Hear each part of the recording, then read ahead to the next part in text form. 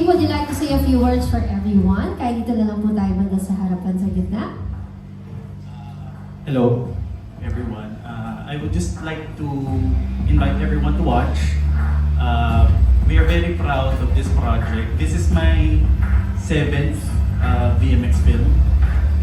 And I can say na this film is the one closest to my heart. Kasi dito ko na-explore talaga yung mga themes that are very important to me.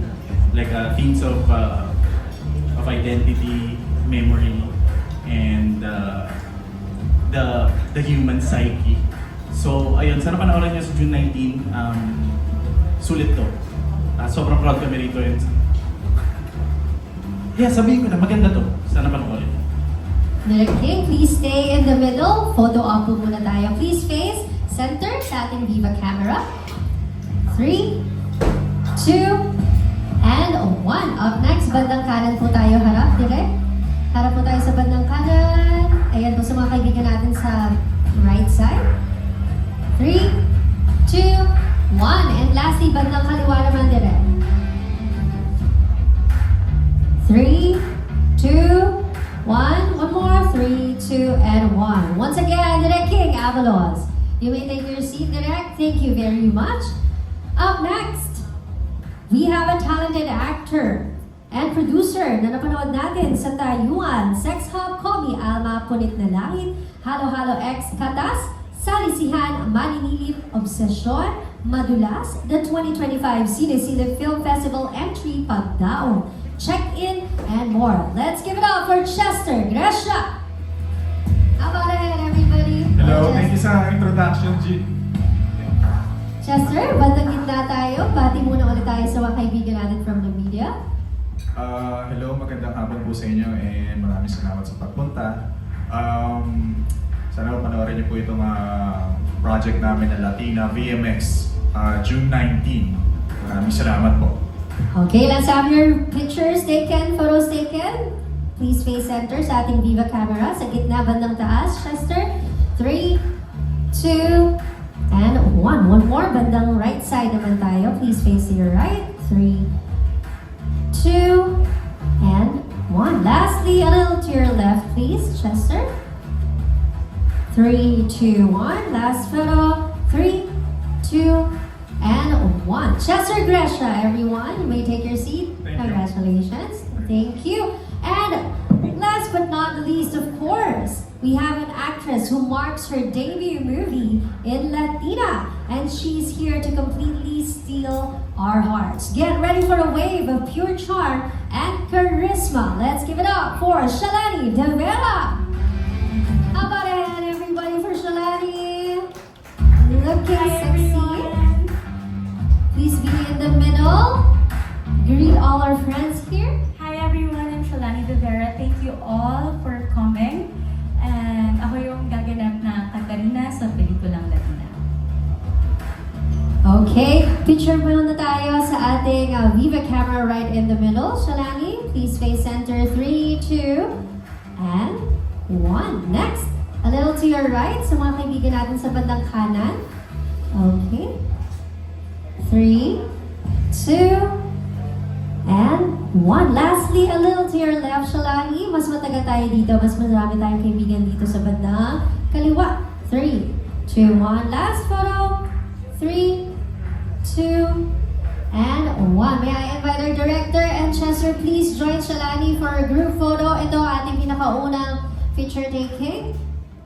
After the Q&A later, we'll have another one. Please face center, Viva camera. 3, 2, and 1. Next, to your right, please.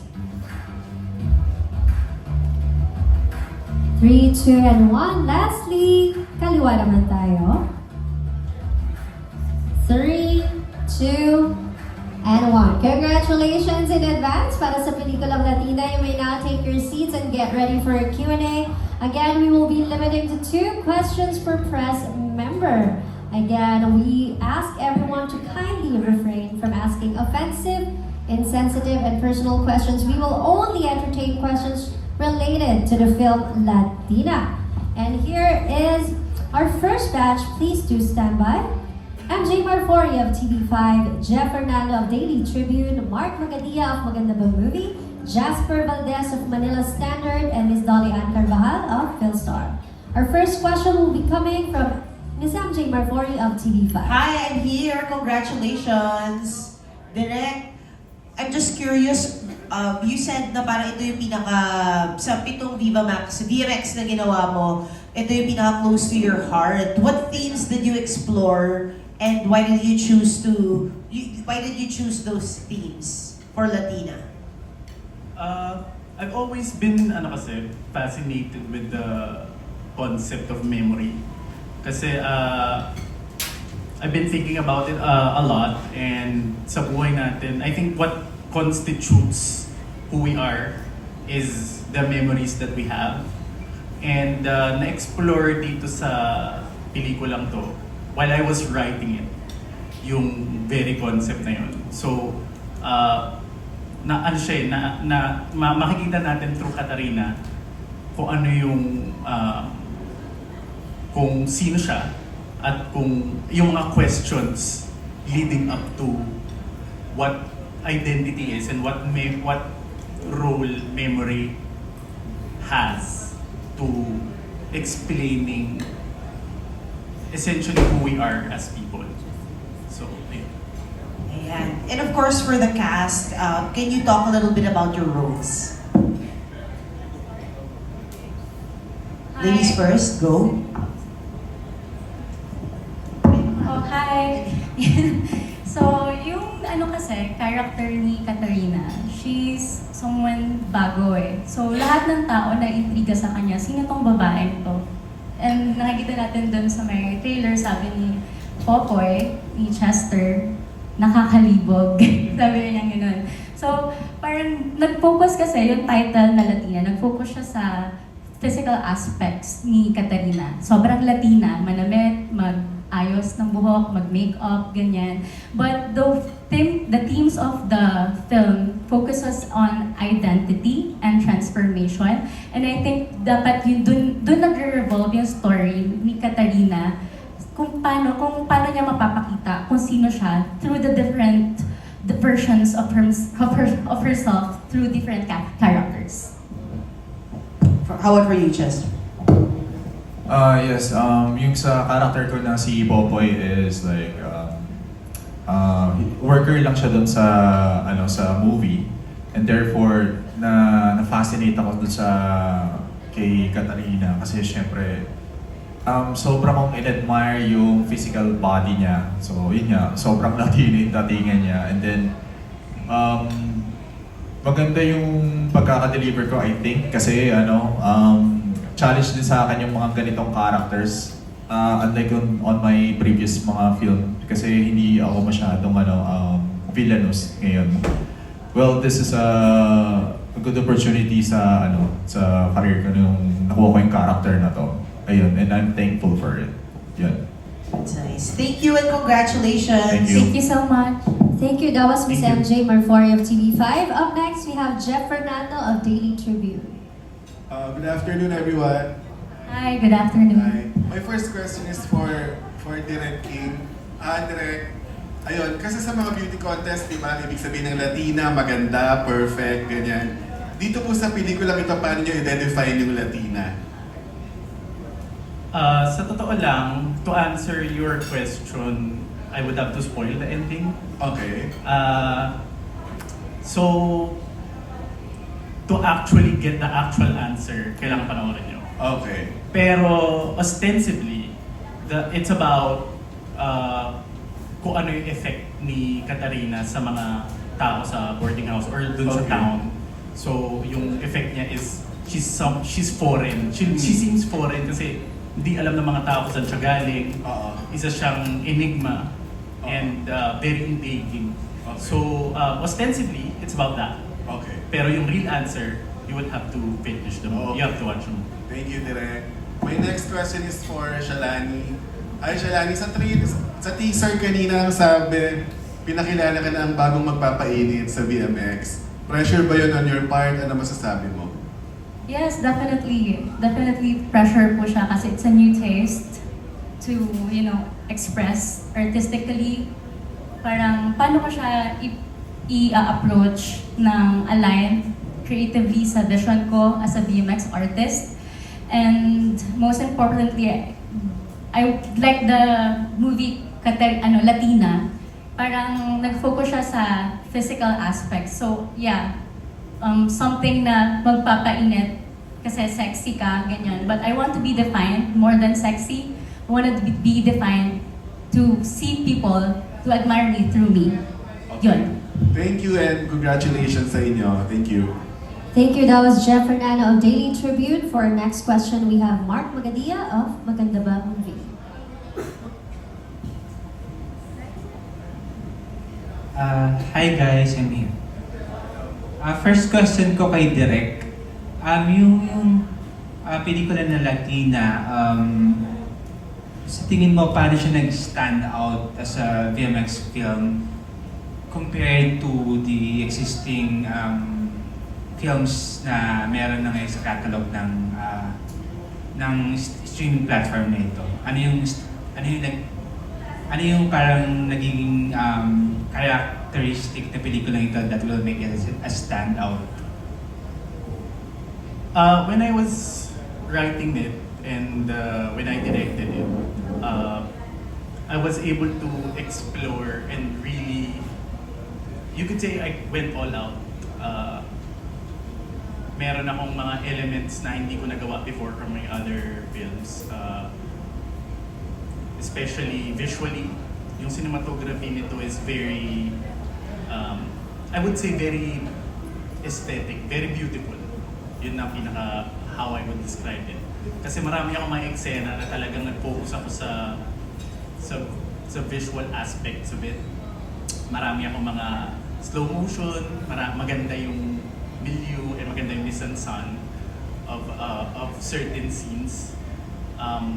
You can actually feel the intrigue and the tension and the suspense na kailangan for those particular scenes. Gumamit ako ng analog na camcorder for the dream and memory sequences. Kasi meron talagang sense of nostalgia yung ganong klaseng footages. Hindi siya kaya i-capture ng high definition cameras talaga. And importante kasi sa film na to yung theme of nostalgia.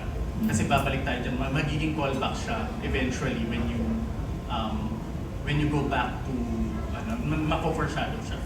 Very important. And bukod doon, yung rain scene and yung opening scene especially, I'm very proud of.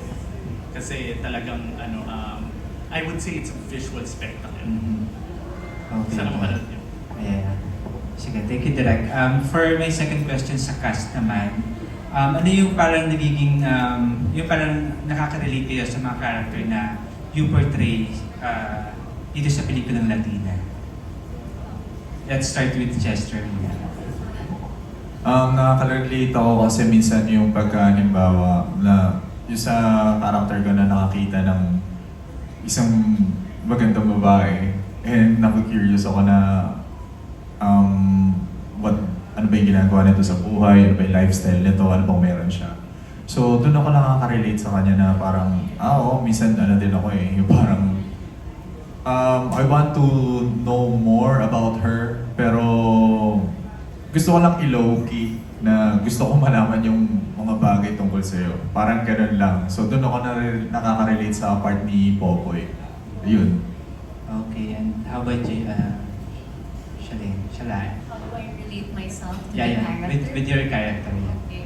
So before this, actually, nung binasa ko pa lang yung storyline, last year, I was struggling with my career.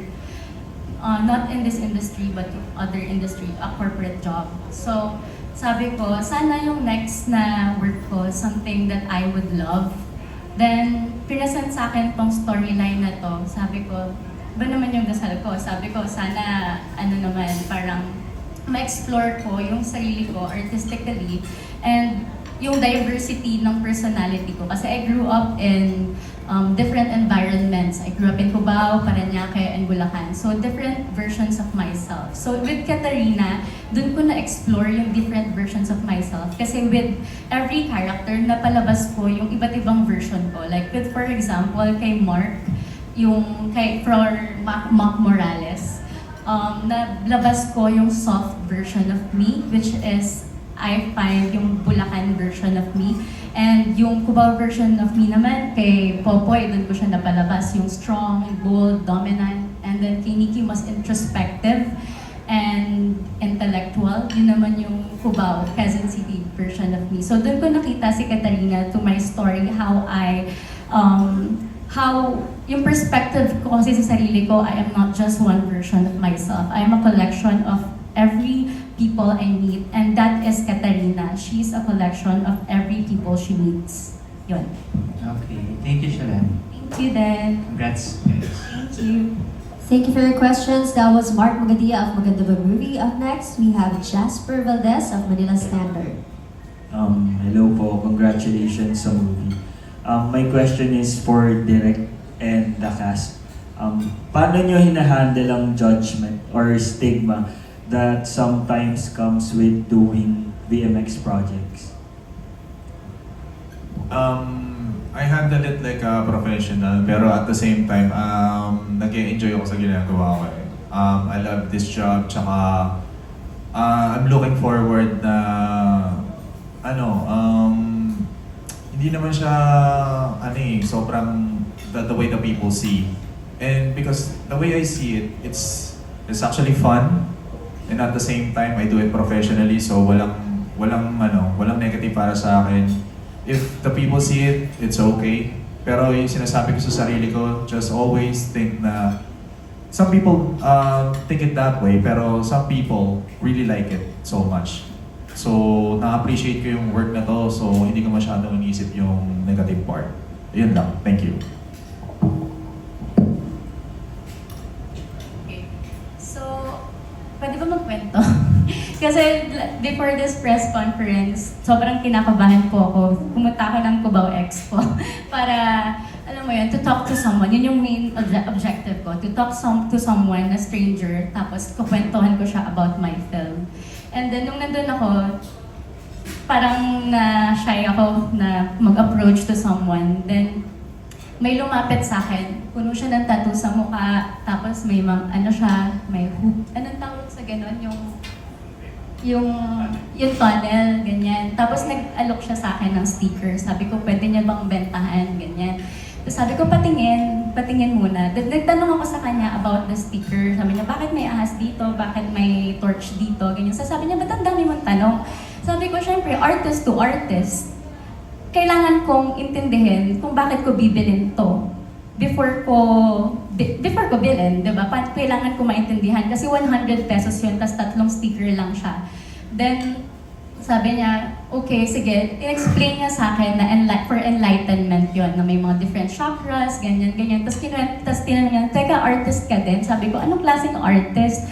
Sabi ko, Viva Max artist. Sabi niya, talaga? So you do porn? Tapos sabi ko, no, sabi ko, hindi. I do provocative storytelling. Then, nung tinanong niya, so may mga penetration ba dyan? So instead na parang ma-offend ako, talagang tinignan ko siya, ito siguro yung magiging audience ko, ganito yung magiging tingin sa akin ng tao. And I didn't take that offensively. Instead, I enlightened him na, okay, ito yung trabaho ko. Kiwento ko sa kanya yung buong story ng Latina. And then sabi ko, okay, after this, do you still think of me as a porn artist or a porn star or an artist? Sabi niya, definitely an artist. Kasi I've been passionate about this film ever since from the start. Storyline pa lang, talagang tinignan ko muna kung kaya ko siyang ganapan. Then, nung first time ko ma-meet si Direk, sobrang nonchalant niya na nakaganon lang siya. Tapos sabi ko, ako kasi kapag may na-meet akong isang tao, nag-aano agad ako, parang inaano ko talaga yung energy na binibigay ko sa tao para same energy yung ibalik nila sa akin. So yung approach ko kay Direk, I really love the story, ganyan-ganyan. Sabi ko, I really see myself, gusto ko ilabas dito yung Cubao, Parañaque, and iba't ibang versions of myself through Katarina. Tapos sabi niya, alam mo, buti ka pa, sobrang na-appreciate mo. So yun doon, from there, nagkaroon na mediate yung energy all throughout the entire filming. Hanggang sa dulo, mararamdaman mo yung passion, yung pagiging professional ng mga kapwa naming actors. So, yun, yung stereotype, nasa inyo naman yun kung paano nyo siya makikita. But, yun, isa din yun, parang isa sa mga sinuggest sa akin ni Direk na panoorin is yung Lost in Translation. Isa din sa mga line na nagustuhan ko is yung sinabi ni Bill Murray na as long as you know what you want, and you know yourself, and you know what you want, nothing can upset you. So kahit anong sabihin ng tao, tingin sa akin is a porn star or whatever, I do provocative storytelling, and yun, nakikita ko sa sarili ko as an artist.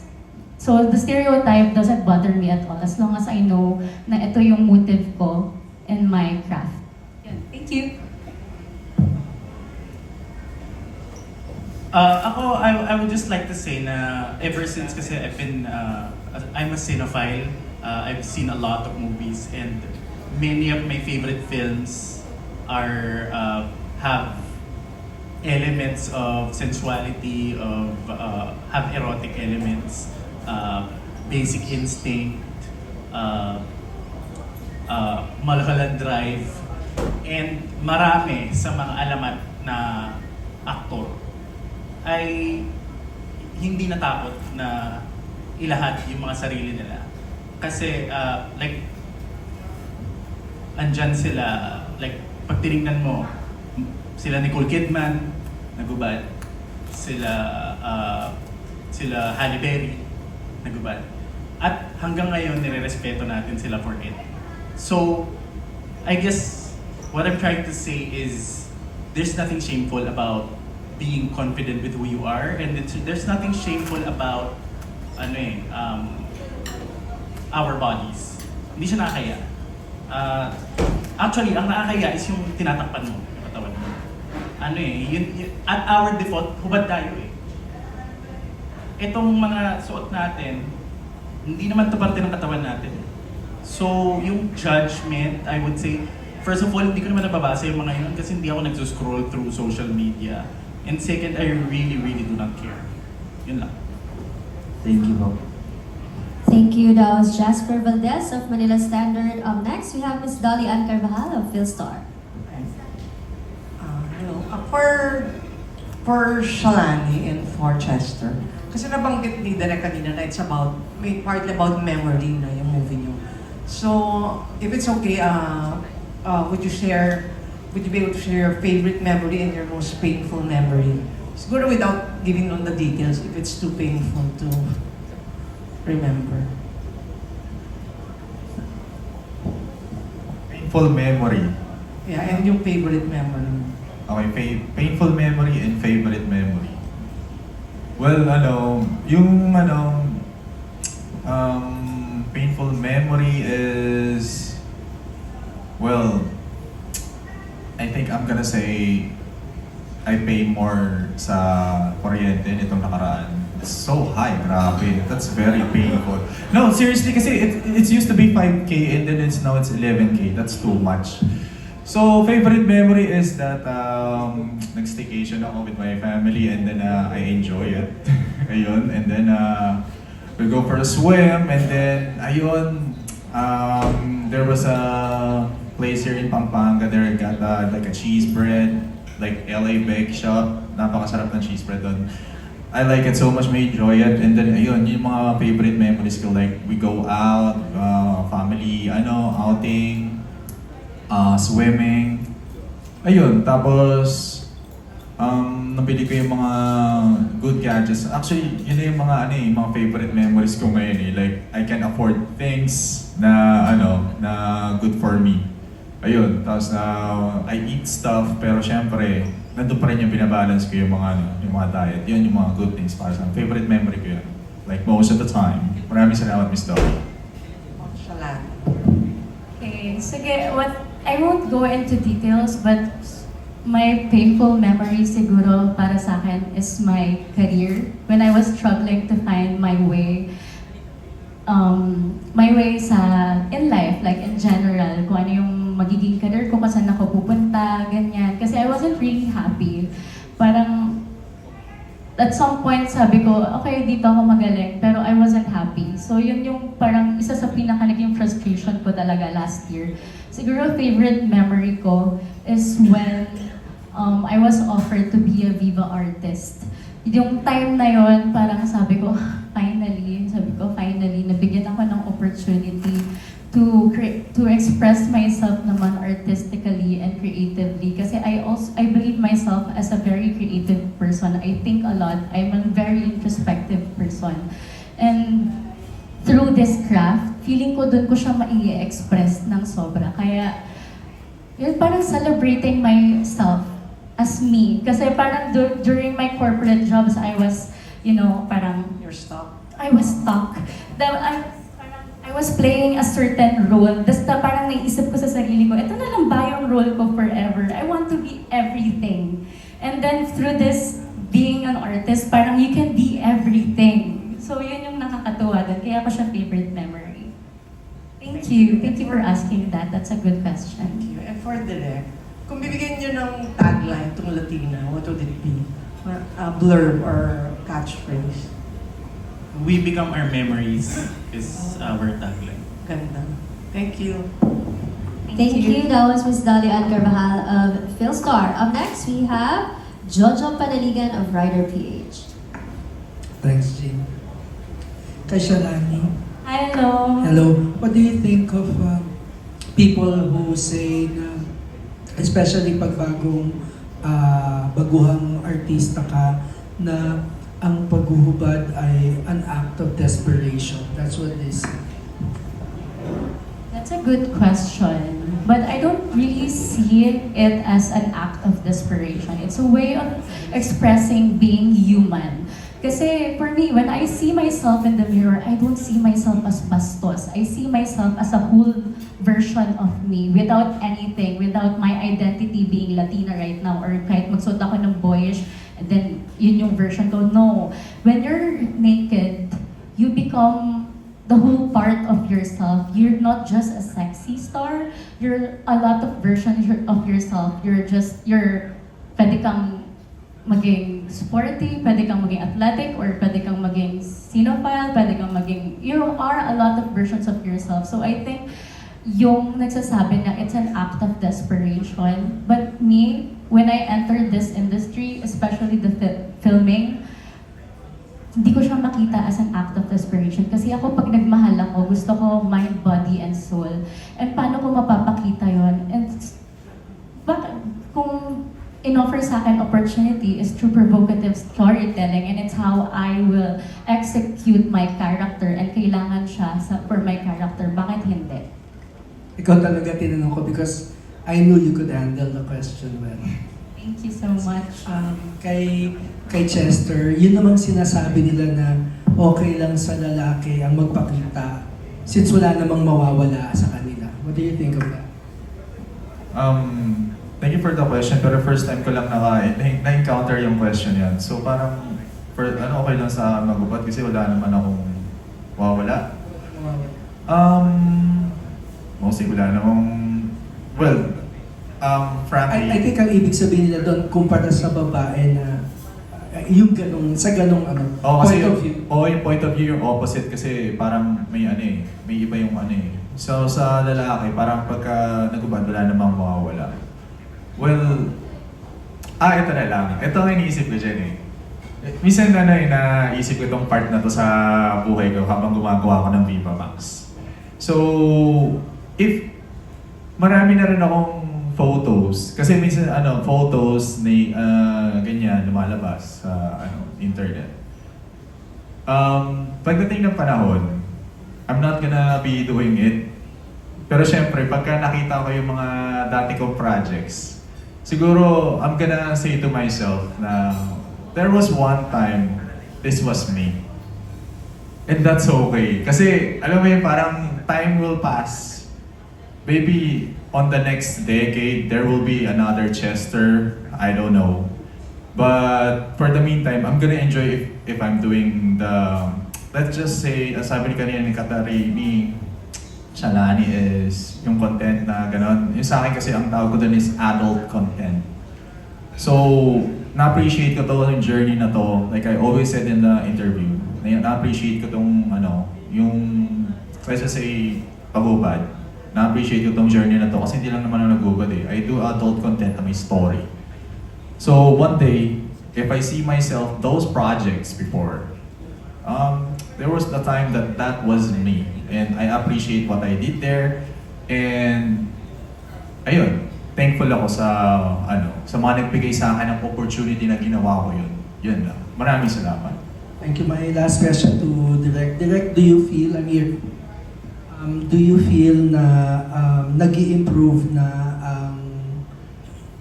ang tingin ng Pilipino sa erotic movies? Mas bawas na ba ang pagiging conservative natin? You know, ever since kasi Viva Max is like it's the latest evolution of Philippine eroticism in cinema. Nagsimula tayo sa Bomba Days, tapos dumating tayo sa era nila Aramina, tapos ngayon this is the latest evolution of eroticism in Philippine cinema. And I don't know in terms of like nag-improve or nag-decline. Hindi siya about that kasi it's always been, eroticism has always been viewed the same ever since. So, kahit na ano man natin sabihin natin, merong ayaw dyan at merong gusto yan. And I guess it's all a matter of perspective kasi hindi naman magkakasundo ang mga tao ever. Lahat tayo laging magiging magkakaibang mga opinion natin. So, I guess what matters more than anything is how you approach your craft. But I've been watching you since the press con started. I know you're proud of this movie. Very proud, thank you. Thanks. Congrats. Panoorin mo. Yeah. Thank you. That was Jojo Panaligan of Rider PH. For our next batch, please do stand by Ray Pumaloy of Abante Lilig, Richard Paglikawan of Lionheart TV, Amiel Busel of Official KPX, Jacob Malangan of Jacob TV, and Ryan Carmona of Trending Garden. Our next question will be coming from Ray Pumaloy of Abante Lilig. Hi, si Chester kilala ko ng baby namin sa family. Thank you. Si Shalani at saka si Direk. Let's be a little lighter naman this time. Shalani, paano ka ba na-discover? Kasi tinatanong mo yung career mo, parang na-frustrate or something, parang hindi mo gusto, struggling. Could you tell us more about yourself before joining showbiz? Paano ka na-discover or saan ka ba nanggaling? Anong educational background mo, family, bakit from Cubao, naging Paranaque, and ganon. Tapos, yun. Tapos bakit may ganun kang character na kinakailangan mong kumausap ng ibang tao na kahit random lang, na hindi ka natatakot? Okay.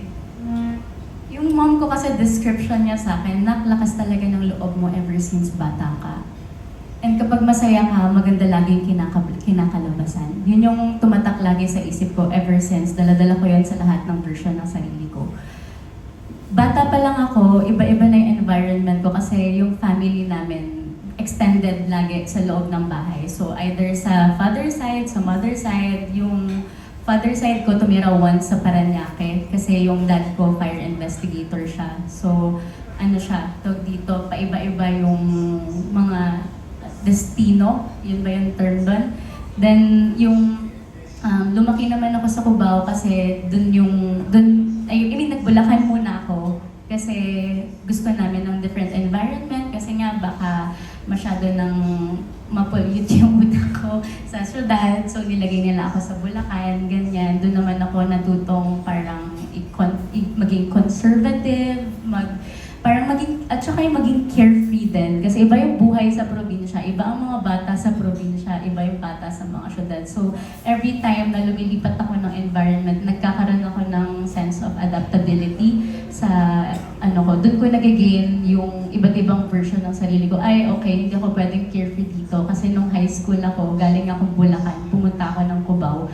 Ang first impression nila sa akin is pagka maganda ka kasi, parang, medyo mayabang. May impression na agad sila sa'yo na parang, okay, either bobo ka, pag ganda ka, mabobo ka, or pag maganda ka, tawag dito? Nabubuli ka. Nabubuli ako. Kasi nga, sobrang carefree ako, tumakit ako ng bintana. Kasi sa probinsya, yun yung parang akit ka ng mga puno, ganyan. So, yun, dun, tas nabully ako, sabi ko, hindi to pwede dito. So, kailangan mag-adjust ako. Tapos, meron akong isang naging kaklase na naman siya, prim and proper, tapos maganda rin siya, pero hindi siya nabubully. Sabi ko, baka kailangan maging ganun din ako. So, yun, nag-adapt ako second year hanggang fourth year, nagbago na yung, treatment nila sa akin. Kasi nga, yun nga, natuto akong mag-adapt sa kung ano yung, kung paano lumugar ng sarili. Tapos, during my corporate days, ayan, isa yan sa pinaka nag-struggle talaga ako kasi... Anong company to? What this company does? Yung marketing, graduate po kasi ako ng broadcasting. So, yan, nasa tayo, isang larangan. Broadcasting po yung tinapos ko. Mahilig kasi akong makipag-usap sa mga tao. Yun yung kinahiligan ko kasi all throughout my life, iba't ibang tao yung kausap ko eh. So iba't ibang mga pananaw, iba't ibang... So yun yung nagpipick ng curiosity ko. So I took mass communication kasi doon ko nakita na dito yung strength ko, dito yung pagkatao ko. And after I graduated, Saan to? Po? Yung college, St. Paul tsaka Trinity po. Yan. Nung after ko graduate, sabi ko, before ako graduate, sabi ko, tatry ko mag-artista, ganyan. Kaso iba yung demand ng buhay. Kailangan mas maging practical. So nag-corporate po muna ako. Pumasok ako sa marketing industry. Pwede po, bawat sa yung company, di ba? Pero nasa marketing industry po ako. 3 kumpanya po, pero hindi ko talaga makita yung sarili ko na parang isa lang yung ginagawa ko na parang okay, tas job. Tas minsan nag-try naman ako, fieldwork naman, kaso parang routine-based. Hindi ako hindi ganun yung hanap ng kaluluwa ko. Yun. So parang nung time na nabigyan po ako ng opportunity, si Sir Neil po, yung manager ko, siya po, nagmo-model na po kasi ako dati. Doon ko po na-express yung creative side ko. Nagko-collaborate ako sa mga photographers na same kami ng creative visions, ganyan. Tapos si Sir Neil, nakilala ko rin po siya sa modeling, yun. Tapos hanggang sa nung after ko, actually, nakakatawa po yung story kasi tawag dito, kaka-resign ko lang po, tapos umiiyak ako na sa pangit-pangit ko kasi haggard, ganyan. Tapos biglang nag-chat si Sir Neil, sabi niya, saan ka? Sabi ko, nasa Pasig po. Sabi niya, sakto, nagwali ka dito, ipakilala kita sa management, ganyan. Parang gusto mo ba mag-artista? Sabi ko, bakit po ngayon? Sabi niya, hindi, okay lang yan, sige, punta ka lang. Di, pumunta ako, tapos pinakilala ko kay Boss Vic, kasi marami kaming mga artist doon. Audition, ganyan. Tapos nung una, hindi talaga ako nagustuhan.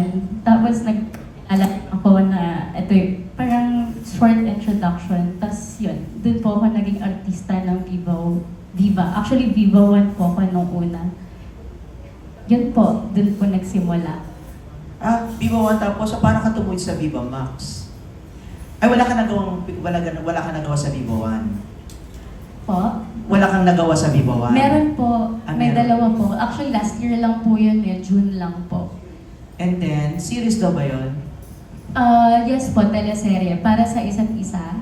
Tsaka Project Loki. Okay. Tapos, paano ka tumawid ng Viva Max? Tapos yung sinabi sa yung magsisexy ka, magiging provocative ka. Well, nung in-offer siya sa akin, pinag-isipan ko siya eh. Sabi ko nga ni Boss Vic nun, parang yan ang gusto ko, pinag-iisipan. Gano'n naman talaga ako eh. Kailangan pag-isipan ko talaga muna. Kasi very overthinker ako. Yung anxiety ko, ang daming pumupunta sa bawat sulok ng possibilities. So, yun. Pero, tinanong ko talaga kung sino ako. Tapos, I believe that it's always been a part of me na how I see art na dapat mas raw. And doon ko siya nakita as sa provocative storytelling. But yun nga, I don't limit myself in just one version of me. And this is kaya nakita ko, kaya sobrang nagustuhan ko yung storyline ng Latina. Kasi hindi lang pinakita dito na maganda siya, na sobrang Latina lang siya. She's more than just one version of herself. And dun ko mapapakilala yung sarili ko as an actress. Yan. Thank you. Okay, Thank you. isang question na lang kay Chester. Chester, hindi pa naman talaga matanda, kasi pero matagal ka na rin sa industry. Sabi mo nga, paano ka, hindi naman compete ang tao, paano ka kumukope up dun sa mas bata at mas mapangahas, palaban ng mga newbie ng Viva Max? Kasi ikaw yung, hindi ka nawawala ng trabaho kasi, parang meron kang sunod-sunod. Compared dun sa iba na, katulad ng sinabi nila, yung iba naghihintay ng project or something. Parang, hindi. Well, so dito kasi sa BMX, may ano din kasi syempre, yung bawat story may requirements silang hinihingi.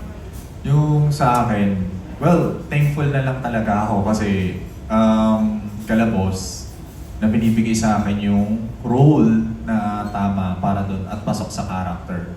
Super thankful ako doon at recently, maraming salamat kalabos kasi sunod-sunod ako nitong mga nakaraan. And yung sinasabi mo paano ako nakaka-cope up dun sa ano, kasi first of all, dito sa industriyang to, kailangan, number 1, is your attitude. Number 2 is your professionalism. And number 3, how you execute. Yun. Kasi, importante yung execution mo sa paano ko gagawin yung, ano ba, yung character ko rito, si Popoy. Paano ko siya ipo-portray? Recent project ko, napaka-villainous nung mga atake ko. So, yun nga, attitude, professionalism, and also how you show your craft. I'm not saying na magaling ako, okay? I'm not saying na mas magaling ako sa lahat or sa matagal na or sa bago. I'm just saying that may specific process na kailangan daanan para ma-deliver mo yung sarili mo din sa company. Yun lang po. Thank you. Thank you. Thank you. That was Ray Pumaloy of Abante Liling. For our next question, we have Richard Paglikawan of Lionheart TV. Hello, Derek. Congratulations sa Latina. Actually, curious lang ako, paano siya naging Latina? Paano yung title? And first, ito ba na ba yung talagang original title nito? And tama ba galing ito sa Gandang Latina? Or ito lang talaga naisip nyo? Hindi siya yung ang working title when I was writing it was Katarina. And we moved to Latina para hindi siya naka-focus in one name. The title, I think I've answered this question before, pero yung real reason why is, again, a spoiler. Kailangan mapanood mo siya. Pero ostensibly, it's about someone who seems foreign with a question mark.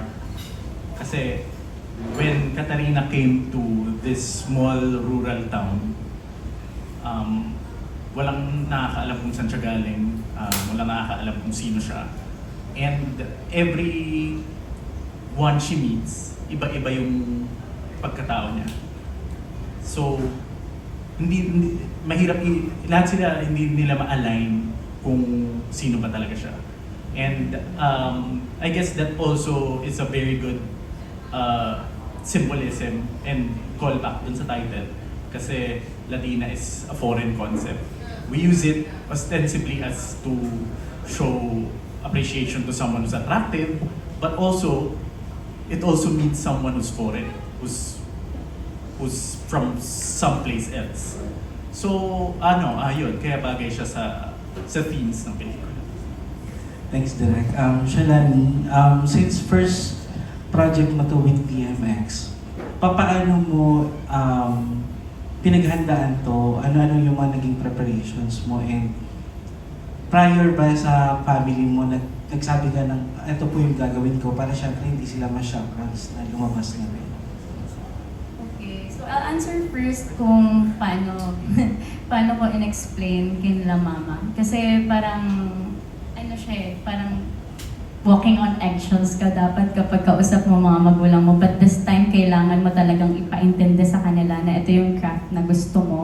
And but from what I've mentioned before, sinabi niya sa akin na kapag basta masaya ka, alam kong maganda yung kalalabasan. And mas pinaintindi ko sa kanya na masaya ako dito.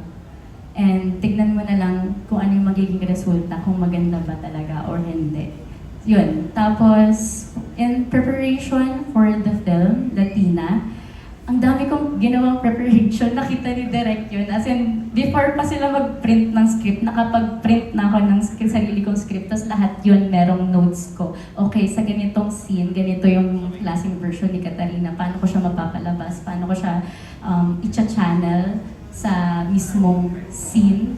Like, paano ko ano yung posture niya, iniisip ko kung ano yung mga nuances niya, ano yung mannerisms niya, ganyan. Tapos, marami kaming creative alignment ni Direk before shooting the first film. Actually, nung day before taping, may sakit ako noon, tapos barado pa yung ilong ko. So hindi ako, tapos nag-aya siya, sabi niya tatakbo ko sa UP. Sabi ko, sige sama ako. Kasi gusto ko talaga siya makausap day before him. Kasi kinakabahan ako, sobrang ina-anxiety ako nung ano na yun. Tapos sabi niya, saan tayo magkita? Sige, takbo tayo, saan tayo magkita? Sabi ko, dun tayo sa oblation, sa nakahubad, para symbolism. Ganun. Diba? Parang ito yung day before na magiging malaya ka. Ganun. Tapos, nung while running, bilis ni Direk tumakbo. Tapos ako gusto ko labas lahat ng mga ideas ko for the film. Tapos talagang nagka-catch up ako kung paano ko siya i-execute. Sabi ko, Direk, okay lang ba to? Okay lang ba ganyan? Ganyan. Sabi niya, okay lang. Tapos sobrang natuwa ko kasi marunong siyang makinig sa ko. Tapos parang kapag ayaw niya talagang i-communicate niya rin sa akin, ganyan. So that's how I prepared myself for the film. Hindi ko masyado iniisip kung ano yung magiging itsura ko. Iniisip ko kung paano ko siya i-execute sophisticatedly. Thank you and congratulations. Thank you so much. Thanks, Jean. Thank you. That was Richard Paglicao of Lionheart TV. For our next question, we have Emil Bussel of Official KPX. Hello, good afternoon po. This question po is for Direk King. Direk King, hingin ko lang po yung reaction nyo.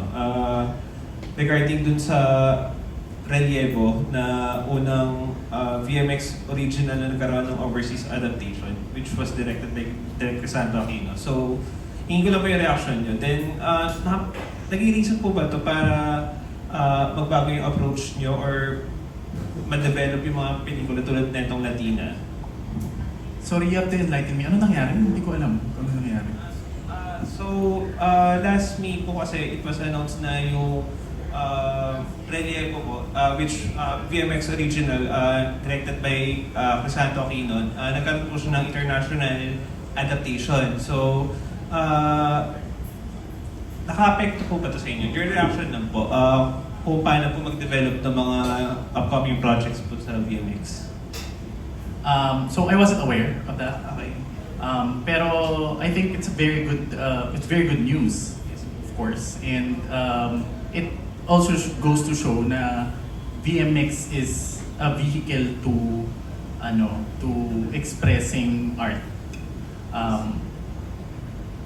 VMX has a lot of flavors, iba-ibang lahat sila mature ang themes. Pero iba-iba yung mga flavor, iba-iba yung mga genre. Makakita ka ng action, makakita ka ng drama, makakita ka ng comedy even. So iba-iba talaga yung variety. And may marami ng mga VMX films na nag-festivals. And of course, yung balita mo na ngayon ko lang narinig, meron na palang adaptation. So it's I guess we're achieving newer heights now. And I'm actually glad to hear that kasi baka ma-pick up to. Never know. Pero thank you for saying that. So, yun po yung follow-up question ko. Sa tingin niyo po, ano po yung universal appeal netong Latina? Kasi hindi siya universal in the sense of like narratively, hindi siya universal in the sense of pangmasa. Hindi siya mainstream, definitely not. But universal kasi ang themes of longing, universal ang themes of melancholy, loneliness, memory, identity, and transformation. Lahat yan nasa parte ng pagkatao natin. And this film, more than anything else, explores the human psyche. So, universal ang human psychology. And lahat tayo merong, in one way or another, may issues. So, this is a psychological film. It's psychological and it's a mystery thriller. Very universal yung pagiging human niya. Thank you po. Thank you for your questions. That was Amiel Busel of Official KPX. Up next, we have Jaco Manangan of Jaco TV. Hello po. Congratulations. Hi Derek. Hi Shalani. Hi Jester. For my first question kay Derek, how was it so far? Correct me if I'm wrong po. Is it your first time attending a press con sa mga VMX movies mo? Yes, attending no. As the one being interviewed, yes. How was it Pero before kasi marketing ako ng Viva. So kami yung nag-organize talaga nito before. So hindi na bago siya sa akin, pero behind the camera ako dati. And now you're in front of the camera, Yes. being interviewed. How was it so far, the experience?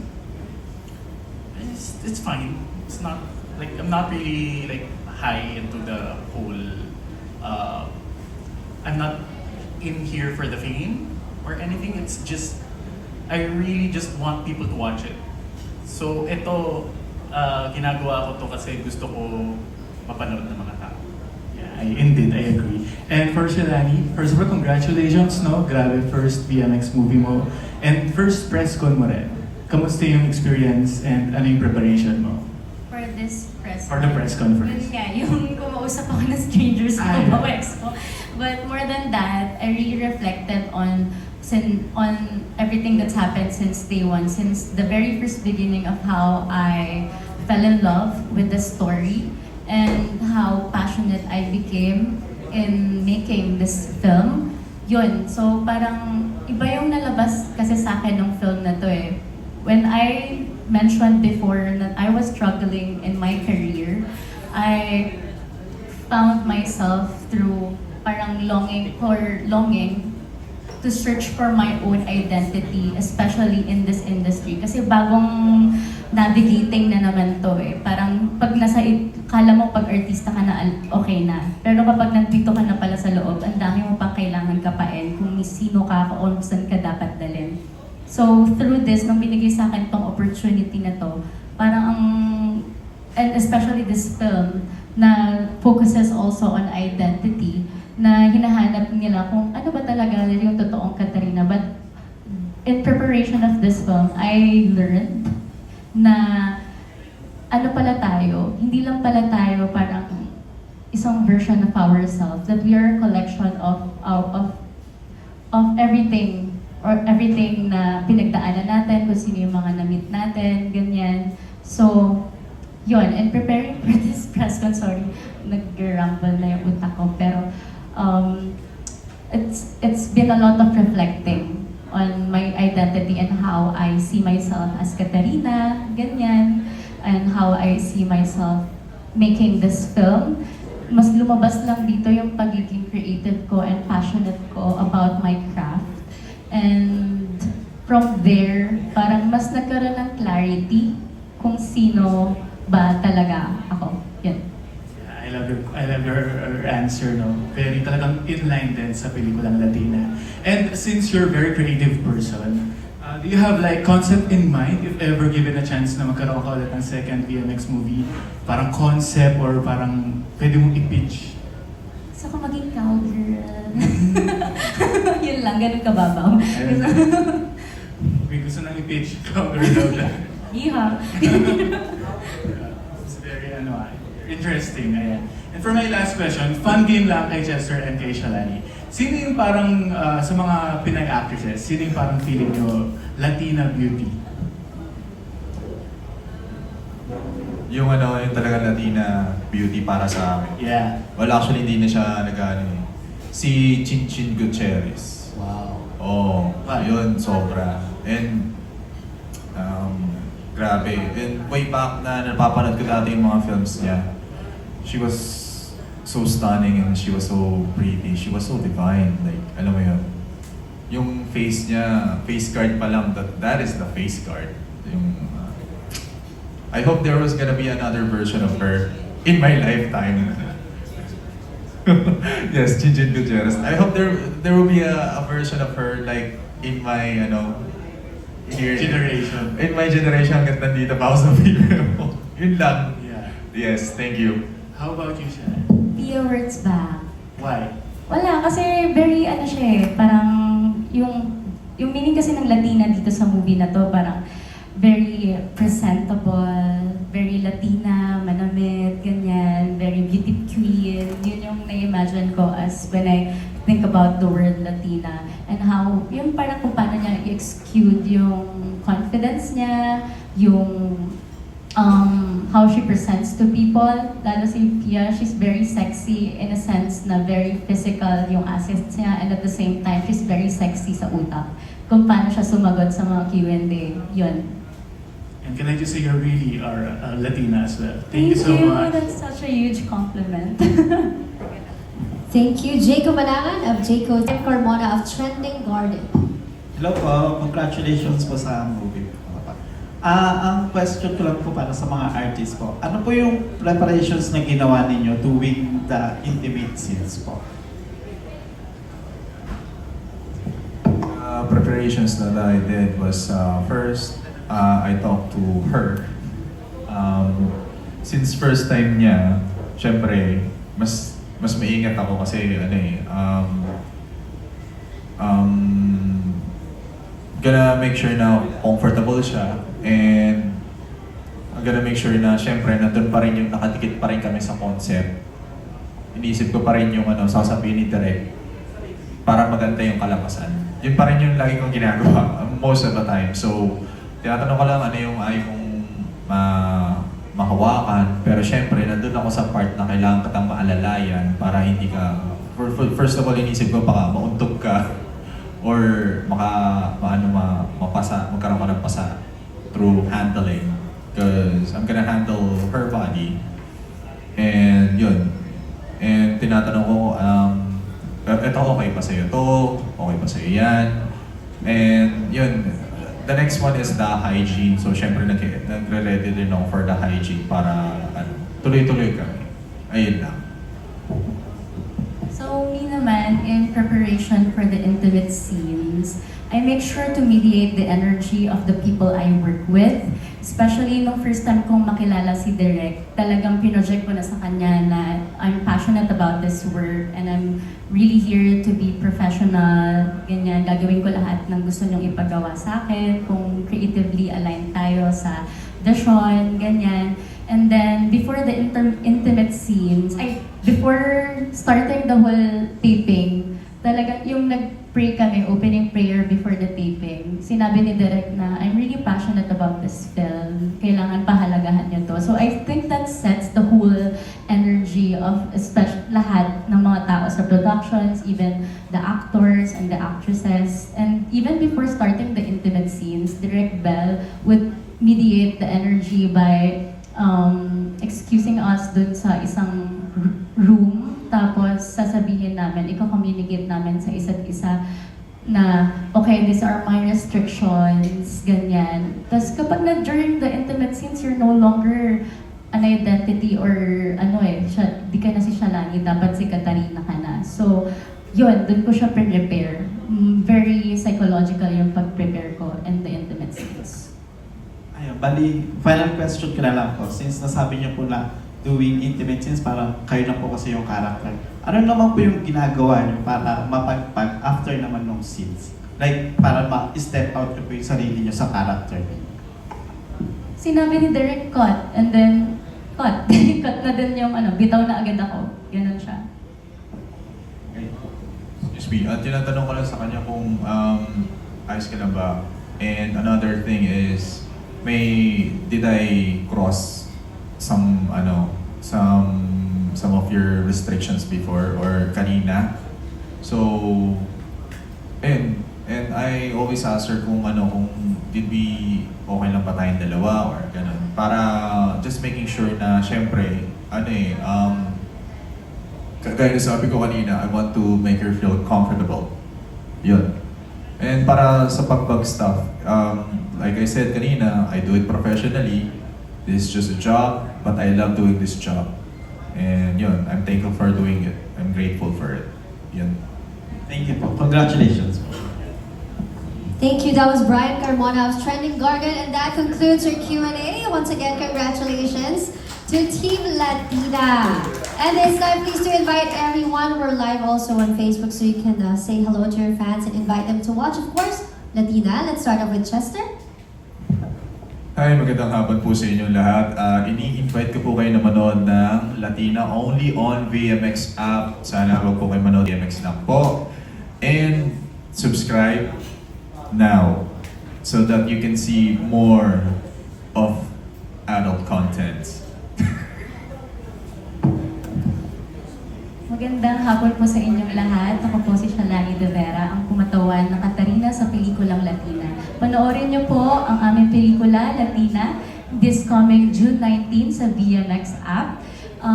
Sana po panoorin niyo, huwag niyo skip. Ipanoorin niyo siya ng buo kasi doon niyo masasagot kung sino ba talaga si Katarina. Thank you. Direk? Yeah, I agree na huwag kayong manood na pirata. Pumunta po kayo sa BMX app. Sulit ang pag-subscribe kasi you will be able to watch a variety of shows and iba't ibang flavors ang makikita nyo. Also, iba't-ibang quality. And I just want to say na I agree din with Shalani na huwag niyo skip yung mga scenes. Panoorin niyo sana ng buo. Kasi every second of it is worth it. It's cinema. It's not just content. There you have it. And once again, congratulations to Chester, Gracia, Shalani De Vera, and of course, Direk King Abuelas. Let's give them a big round of applause, everybody. Let's have our last photo op. Congratulations to the three of you. Please step forward.